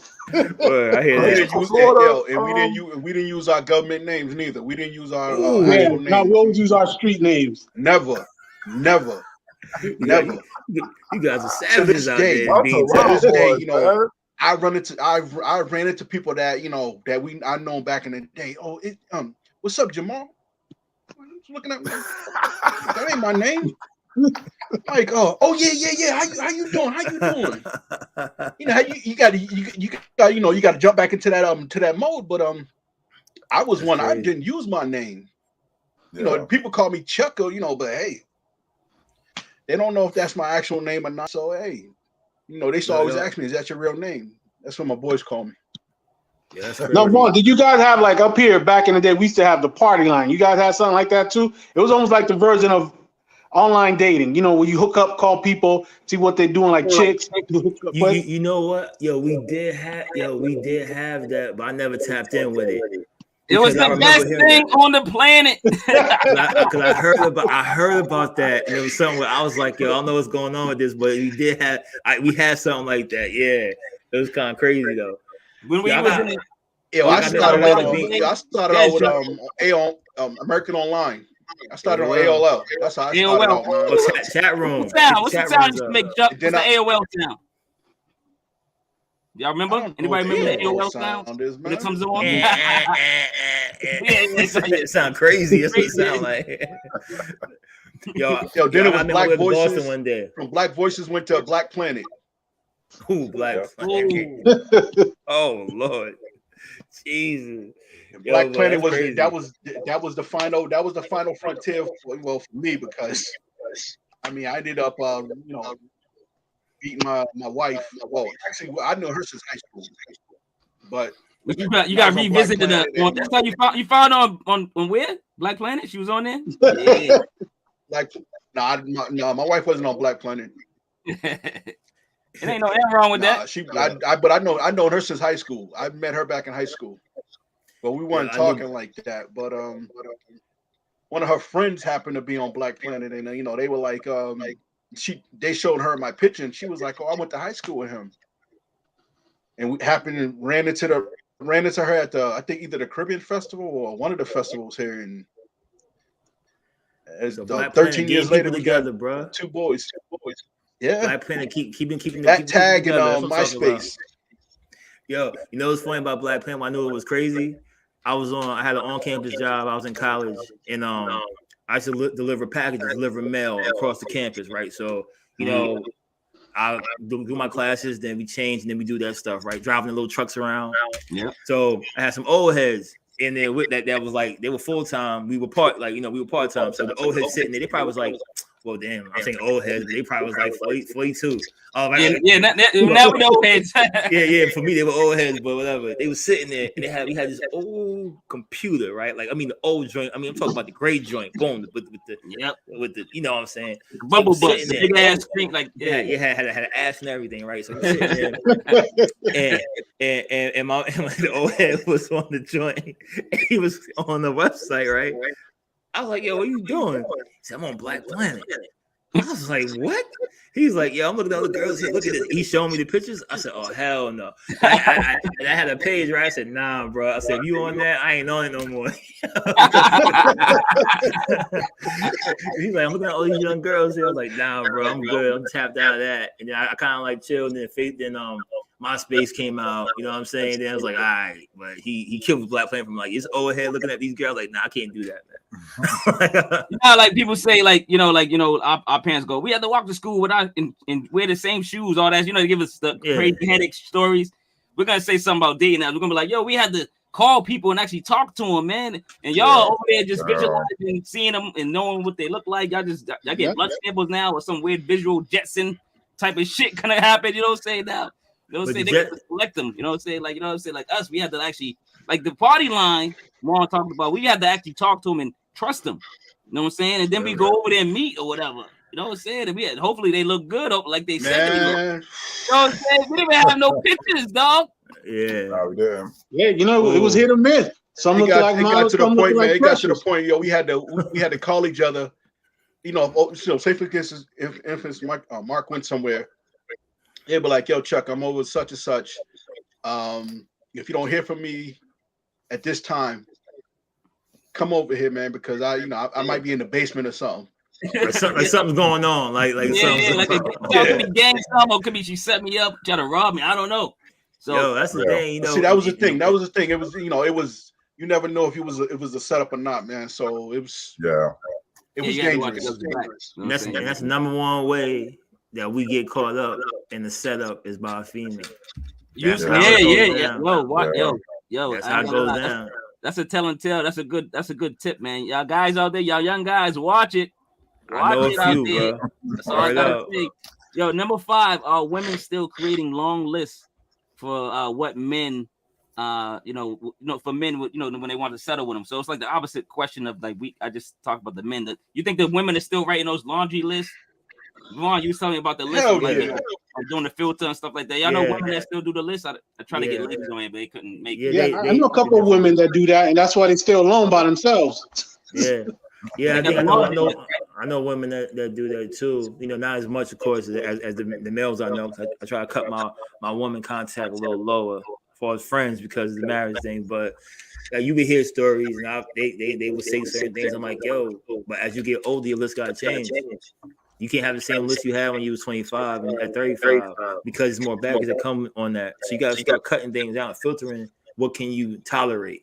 You know what I'm saying? Like back in the day, it might be like, yo, if I'm 21, I want a chick. She can't have no kids, yo. You can't have no kids. 21. You know what I'm saying? But that's what you're saying. But even that though, you can say that, but you might filter out a bad chick that just had a kid that might be 2 or 3 and that didn't work out, and now you Xing her off, right? But if I'm 31, 41, you try to meet a chick at 41 that's single, and say she don't got no kids. Like what? They ain't gonna have. She might have one possible. You know it could be possible, but they usually have. They're gonna have at least one. So you got to heavy thing. So the same thing goes for female. I know females say, yo, I don't want a guy that has a baby's mom or something like that. But yo, he's 35 years old. He lived. He lived his life like he did his thing, so he should be mature enough to, you know what I'm saying? Yeah, you gotta handle that. So that's what I think. Yo, TeShawn, you gonna share your chips, man? You sharing your food with the audience, dog? You go over there grubbing, dog? Dog, this is like the best popcorn in the world. I know this is on topic, but Skinny Pop, It's like the best popcorn in the world, bro. I cannot go without my. Yo, he's stuffing his face, bro. I'm like, yo, can he talk? He ain't even gonna talk. That's why I'm getting hungry, man. Oh my god. Yo, can you answer number 6? Number 6, man. Yeah, that's what I say, because I know some I got some female colleagues, and I happen to just chop it up with them too. And the ones that I socialize with, they don't have a long list. There are expectations, I guess, or what is it, standards. Yeah. You know what I mean? Like there's a young lady that I know that I work with, and she was like, "Oh, I hope I'll be like you. I hope I'll be able to find my king and be together for a long time." She's only like 25. And one of her standards is that she wants her man to have a college degree because she has a college degree. And I respect it, because it's all about perspective. It's all about what you want. What are you searching for? You know what I mean? And as long as what you're searching for can become a reality, if you believe that it can become a reality, go for it. You know what I mean? But there are some people out there that do have unrealistic expectations of one another, and it's just like, well, you got to know who that person is, and you just got to know who you are. And like I think it was Juan that said what you're willing to tolerate. You know what I mean? Like that's very important. Like if your non-negotiable is, I want to be with somebody that doesn't smoke. I don't like smoking.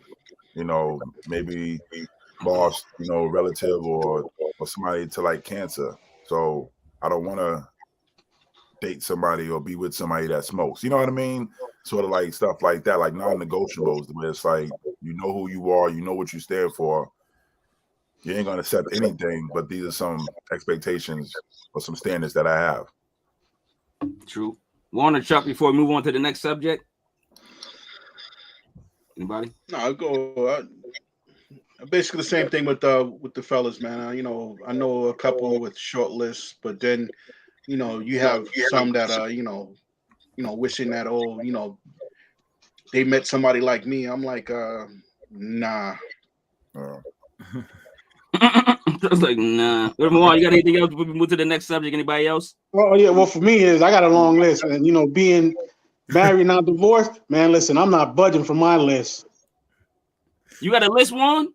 What? I ain't playing. Listen, you got. Listen, I'll throw out a few. You got a kid? Please intrigue us. If you got kids, keep it stepping. That's one. That's fair, Juan. You got a daughter. Yeah. Hey, listen. This is me. Don't matter. That's his list. That's his list. Yo, keep going, Juan. Because Juan's a fantasy guy. Listen, if you wear a wig, you got to keep on stepping. I ain't messing with that. Wow. You know what I mean? You 3, these ladies come on back if you spend too much money, keep it stepping. And you expect me to pay, keep it stepping. Yo, I got one that I wanted to add real quick. It's funny when the comment was mentioned about homegirl that said she wanted her husband or mate to have a college degree, right? And I was thinking that it seems so weird that men will be with someone that makes less than them. If she's bad, she can work at Chick-fil-A. You're gonna bring her up with you. Like that's gonna be your girl, right?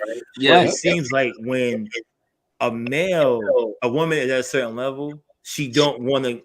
Not all. It's not a blanket statement. It's not. It seems that she ain't gonna deal with someone that has less education than her or something like that. For the most part, not all. There's some women that will.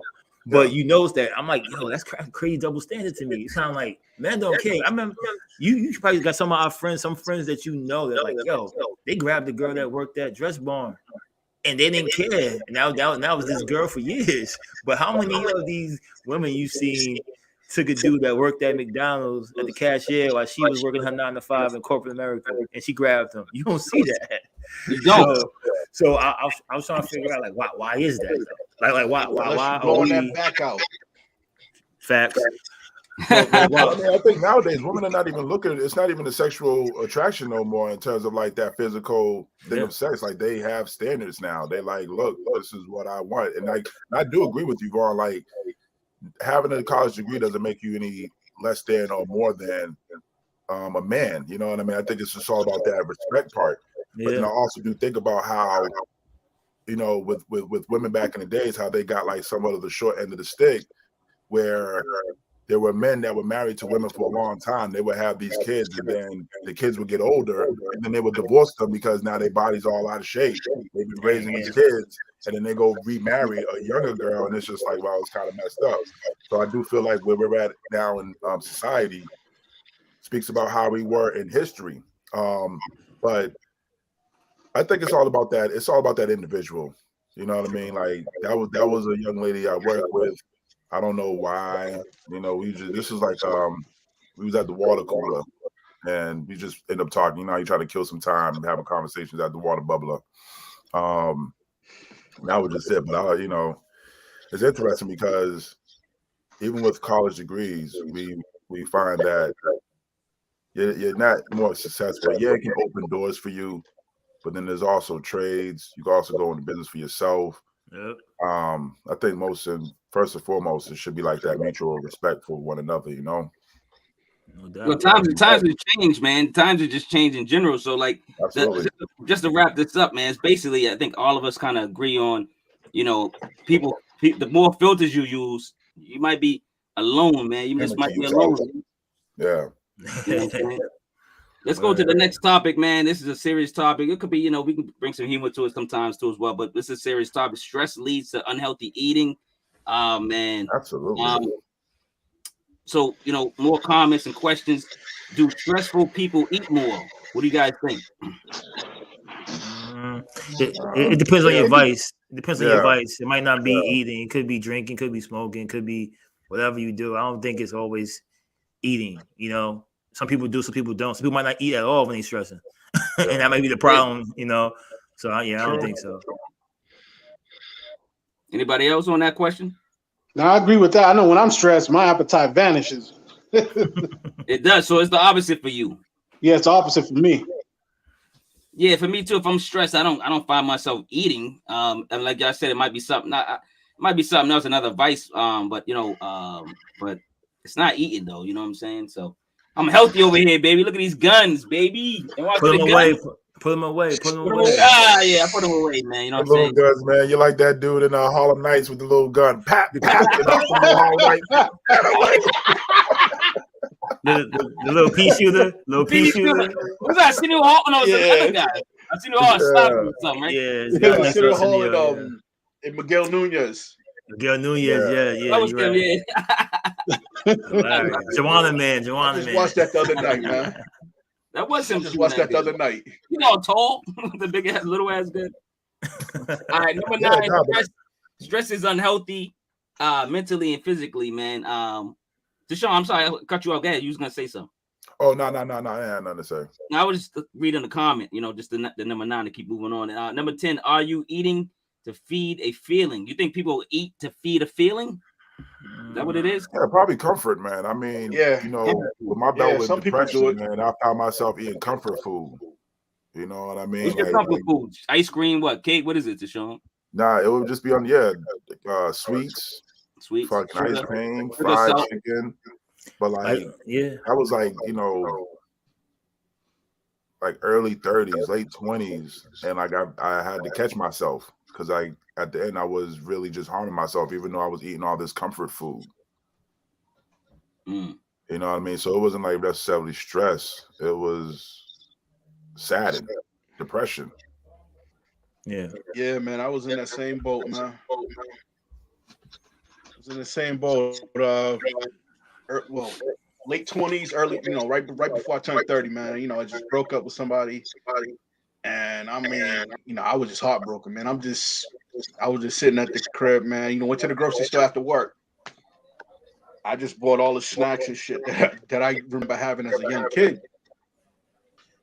And I mean, I damn near polished, you know, that whole grocery list in one sitting on a Friday night, man. And I woke up the next morning and I'm looking and I seen all this, you know, the stuff in the trash, and I'm just like, damn, man.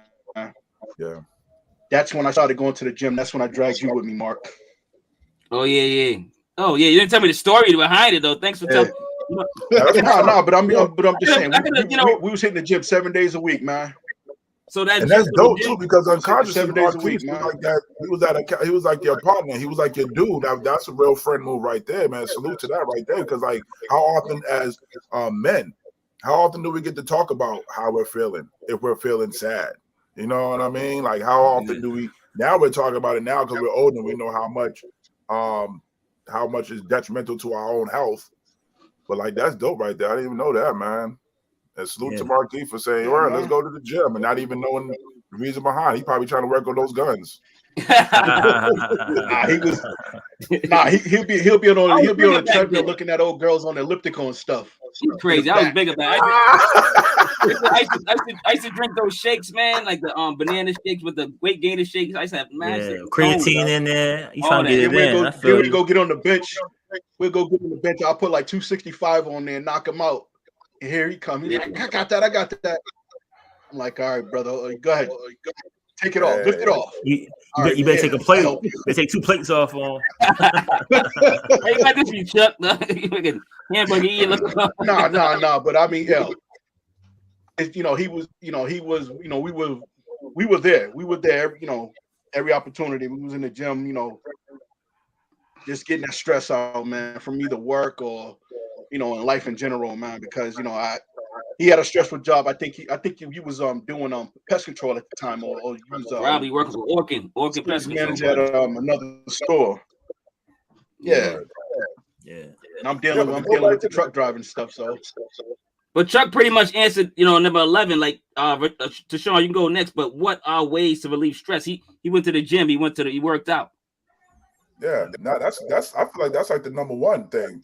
Any physical activity, right? Anything that when you're stressed, you're punching the punching bag, going out for a run, anything that is gonna benefit you. Because at times when we're stressed out, I don't know about y'all, but like when I'm stressed out, I'll go grab some bourbon, chill out, have me a few cups of bourbon. But like, problems is not gone. Yeah, you know what I mean? The energy's still there. So yeah, I feel like the gym or any kind of physical activity, man, would definitely help relieve that stress. Yeah, definitely. I agree with that too. And then like you guys stated before about talking, what Chuck said, what Marquis did for him. You didn't know what you was doing. You know what I'm saying? But me and my boy, it's funny. Right before I jumped on this, I went. I was out with some of my people, and we just sat. We were just talking, and we went. And I don't really smoke cigars. I don't smoke cigars like that, but my people do. We went to the spot, and I had like a little light stick and a little glass or something. We just sat there and chilled. I was talking about health. My biggest thing was health today. I kept saying like, "Yo, make sure you're good," and I was just saying like, "Yo, we hitting a certain age." I'm big on calling my brothers up. Like I'm big on calling somebody just for the hell of it. I might be like, "Yo, you good?" You know what I'm saying? I might not talk to you every day, but yo, you good? All right, it's on my heart to call you up. Make sure you good. Sometimes it won't even be a text, it be an actual call because I want to hear the person's voice. And I think we got to do that with each other more and be able to talk about that and talk about stress because we all got stresses that pop up, right? And just by being a minority in the world, my man was saying his blood pressure was high. He was like, yeah, I don't understand why it's high. I say, yo, fam, we on alert. We on alert every day. So you on alert from the way society moves. You got the pandemic stuff you're dealing with. You got work stuff you're dealing with. You got kids you're dealing with that. You got a wife you're dealing with that. You got family you're dealing with that. You got mom. You know what I'm saying? This is what all that stuff eats at you on the inside. You look like you healthy as hell, but inside your body fighting. So we got to figure out how to handle that the best way we can. And I always would say, like, I play a lot of basketball and going to the gym. The gym is like the thing I do. I tell my wife all the time, like, yo, Monday night, I'll be here. You know what I'm saying? Don't ask for much. I need that 2 hours. You feel me? That 2 hours, I'm going to ball out. Then I get up, and then I get up early about 3 to 4 times a week. I go gym like 5 in the morning.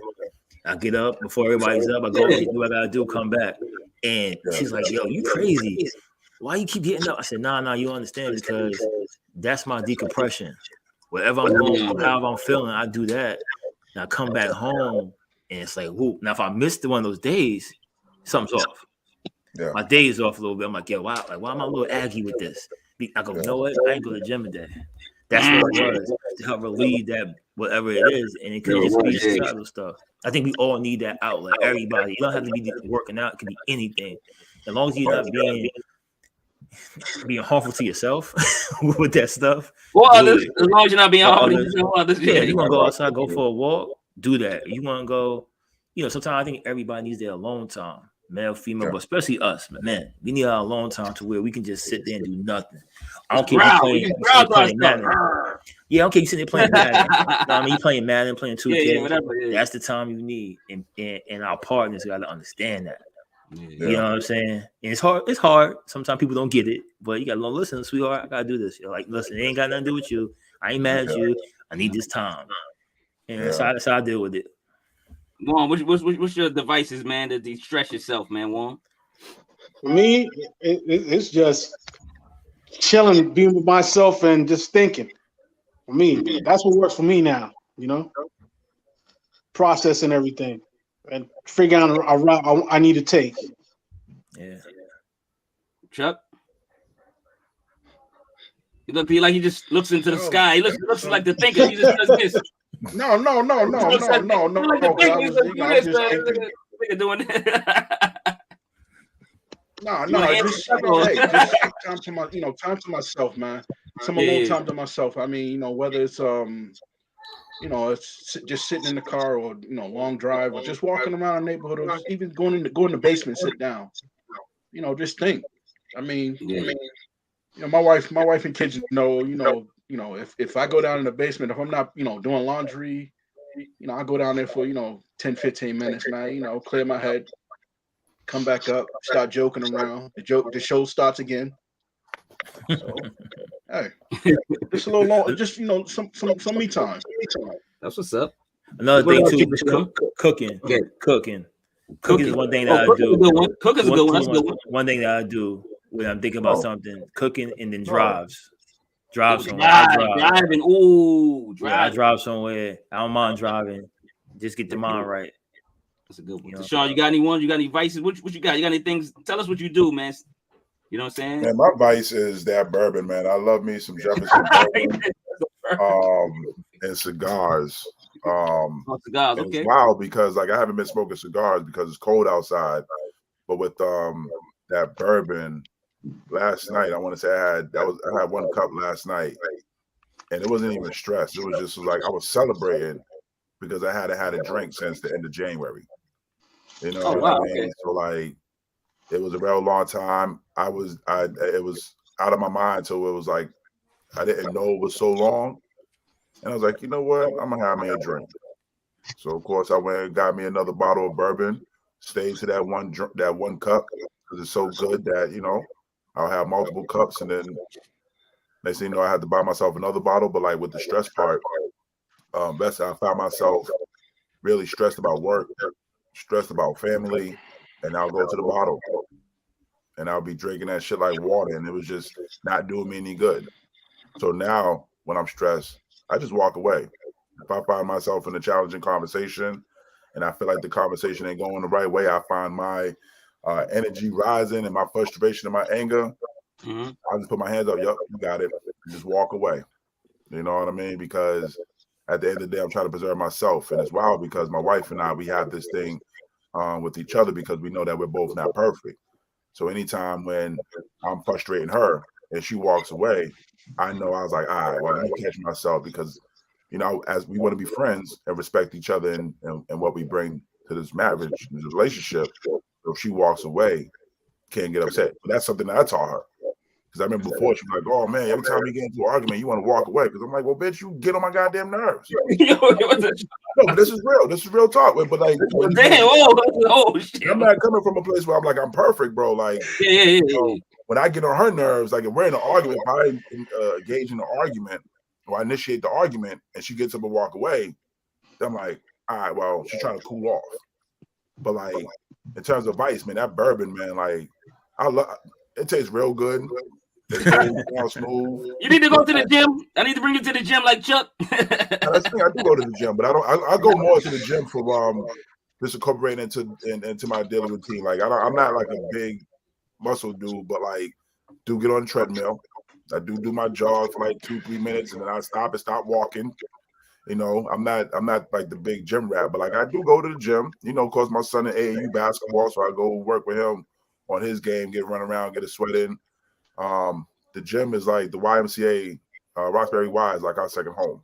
Anytime when we have downtime or free time, we just go over there and do whatever we need. Like I did the elliptical, the stair climber. What's that rowing of the boat joint? Like something that you the rower. The rower.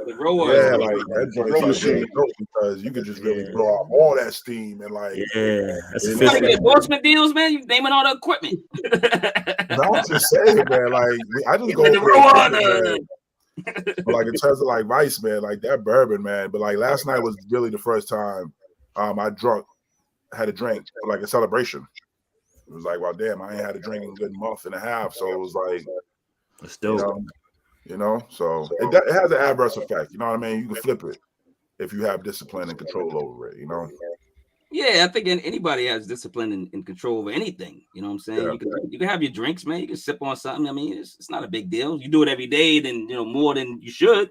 Yeah. So about levels, man. You gotta level everything out. So good with the balance. Got good to bad, the good to bad. That's all it is.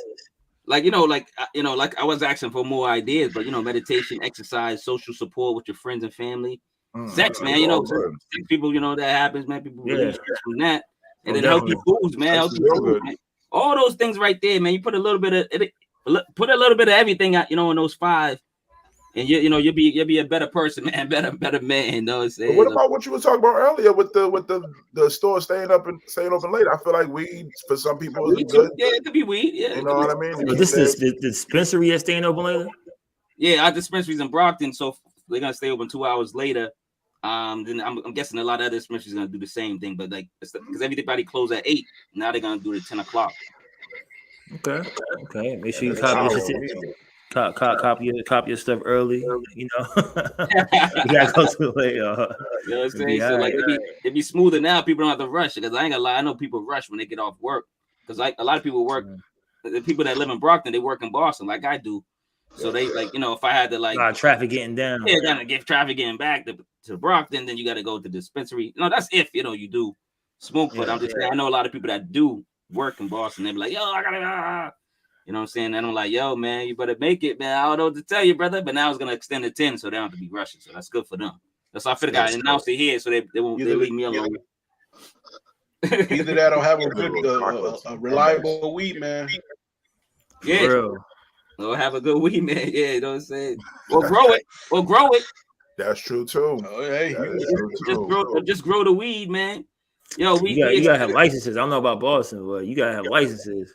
Nah, you can grow plants up in Boston, Massachusetts. You can do what? I'm sorry, we can do your own plants. Oh yeah, you can grow 6 plants in Boston. Is it 6? Yeah. 6 a piece? Yeah, 6. Or 6 per adult or something like that. 6 per adult? Yeah, 6 per person. Yeah, for adult. Yeah, start growing, man. You got a family full of adults, you're good. That's crazy. That's why you got another route to different states. You feel me? I did not know that you could do that in Massachusetts. Like that changes a lot of game for people. Yeah, brother. You know what I'm saying? I want to thank everybody here, man. You know what I'm saying? Of course, I want to thank our co-hosts, all my co-hosts. I want to thank Juan from the Great Minds Podcast for coming through, man. Juan, man, you know what I'm saying? You're a valuable asset to the podcast and to my circle. So you're welcome on any time. I got something else coming. Something else coming soon. It's gonna be Dolo. I'm gonna do something Dolo too. I got something I'm working on. Yeah. I'm working on it. Working on something. I'm glad you kind of announced it on here. You know what I'm saying? You give us kind of announcing it on here first. A little preview from. Yeah, something coming next couple of months, man. It's still Great Minds Podcast. That was still Derek. That's still my man. We still kicking. Yeah, of course. It's gonna be like probably affiliated with that. Another branch of that. He does the music stuff, and I'm getting my stuff ready on the side. I've been waiting for it for a while, but it's about to pop. Oh yeah, wait, yo. And if you come on here and promote, you can do whatever. I can go. Hopefully, we can come on your show. I know what it is. I don't know what it is yet, but keep us in the loop. You know what I'm saying? No doubt. But the last question, I don't know if you guys got any information, but we always try to answer. Maybe add something on to the list down below. Anybody got any passive income ideas, real quick? Anybody? Yeah, I'm still working on my photography, man. I'm really trying to get some things in the books, get some ideas out there. I actually partnered with Eva, matter of fact, from last week. I was telling her, great job on the show. And I want to say she has a degree in business management or some shit. And I was just like, yo, I need to partner with you so that way you can help me organize some events so that way I know what's coming ahead. But yeah, now I'm still working on that. I'll get my photography, get some more clients with that. You're a great photographer. Yeah, bro, I'm sorry. I was gonna say, and I'm looking at the list right now as I'm going by my ticker. You know what I mean? I'm trying to make sure I don't say that's already there, but definitely a trade. You feel me? Like I think we need to invest more in trades. You know what I'm saying? That's something that's always going to give, like back to the schooling, but trades, CDLs. I think there's a lot of things that people just don't think about. But once you have these different things, they can't take it away from you. And you can do a lot more with that. So you got a CDL, you can do whatever, you can drive whatever you want. You know what I'm saying? And a lot of people don't know that. A lot of kids don't know that. Like the youth don't really know that as much. Especially the trade part. You be an electrician, you be a plumber, be whatever you want to be. You might not want to go to that 4-year college. You might not. Yeah. But I think kids need to know that there's other options for them out there. Well, I think nowadays they'll make more money than people with college degrees too. Facts. So yeah, you do got to go back into the trades. That a lot of people forget about the trades because these youngsters got the internet and they doing a lot of apps. They're creating that. I'm not to say nothing wrong with doing a lot of virtual stuff and making money. NFTs and all that. That's the smart way. It's like working smarter and not harder. That might not be your flow though. You know what I mean? It might not be your flow. So you got to remind people that there are design and stuff like that. Physical jobs out there that pay well, man. And you know what I'm saying? You don't have to have a extended education. Yeah. So yeah, man, get out there and look out for something, man. The next thing we do, it's all about promotion. Vaughn, since y'all guest, I would like you to promote, say something positive, and then you know what I'm saying, and bow out, man. You know what I'm saying? All right, no doubt. I appreciate you guys having me on the show. Show's dope, man. I'm always supporting. You know how we go, how we do. Beantown, New Jersey. You know how we do that. The Great Minds Podcast. New Jersey, that's right. Yep, and then the Bronx. I throw the Bronx up in there too. I had some time in the Bronx for a while too, so the X is always there. You're stealing that thing. You're stealing. Yeah, it's all good. but yeah, Great Minds Podcast. We weekly, weekly podcast. We on there. Follow us on IG at the Great Minds Podcast on Twitter. Great Minds P1. Me and my man Derek kicking it. Something positive to say. Everybody stay focused, stay healthy. Each one teach one, bring people up. That's what we're all about, and promote that. And everybody on here continue success, man. And good luck with everything that you guys are doing too. I'm definitely tuned in. Appreciate it, man. And Vaughn, man, you know what I'm saying? You're honorary co-host, man. Stop playing, man. That's what I'm talking about. Always welcome, man. Love your opinions, man. Love your thoughts. Salute. Pleasure having you here, Vaughn. Appreciate you guys. All right, thanks, man. TeShawn, what's good, man? Give us some gems, man. Sure, man. I mean, thank y'all for having me on the show again, man. You know what I mean? Follow me on social media. On my social media, ShizmaticDaGod. My photography, T2 Photography on Instagram and Facebook. And it's always a joy, being with y'all, man. Something positive for the people. Shit. Never give up, because better things are ahead. You know what I mean? I feel like a lot of times we do give up. So a lot of people out there listening, man, and for us, man, don't give up. Nah, that's what's up, man. I appreciate it, man. I was slipping on the promotion. I ain't gonna lie, man. I probably forgot to get to it, but I'm supposed to put all y'all information in there. But I put all the information in the description, so y'all can check out TeShawn. Y'all can check out Vaughn. I put all the information there. On the truck. What's up, man? Anything? No, I ain't got nothing right now, brother.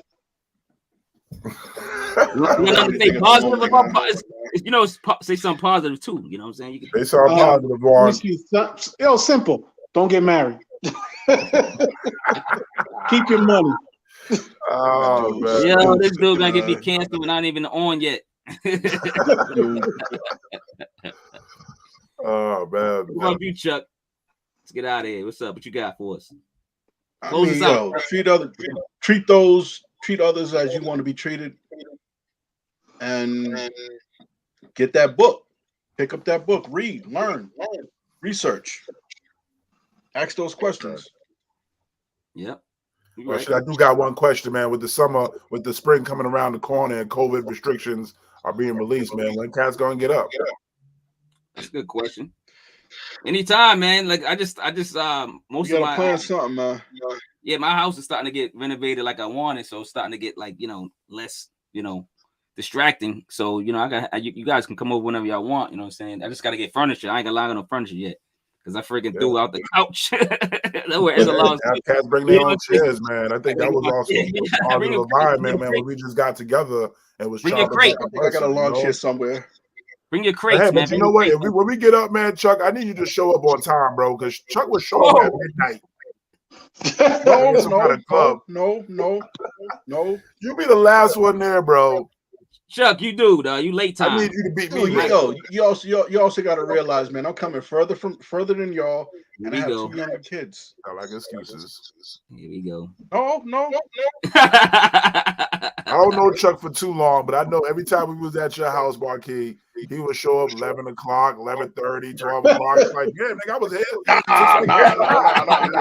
Nah. Not no 12 o'clock, man. Not no 12 o'clock. That wasn't me. Yeah, you know what I tried to do one time on Thanksgiving? I tried to get Chuck to bring something that's like that we really needed. I forget what it was. I don't know if it was like something that we need to eat, and he still was late, man. It's like, I wasn't.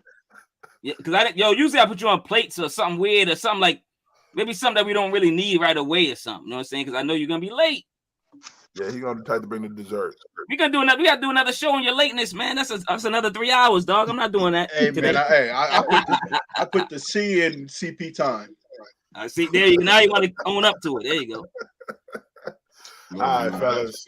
All right, guys, man. Let's get out of here. Man. Peace out, man. Love over hate, man. One love. Boston.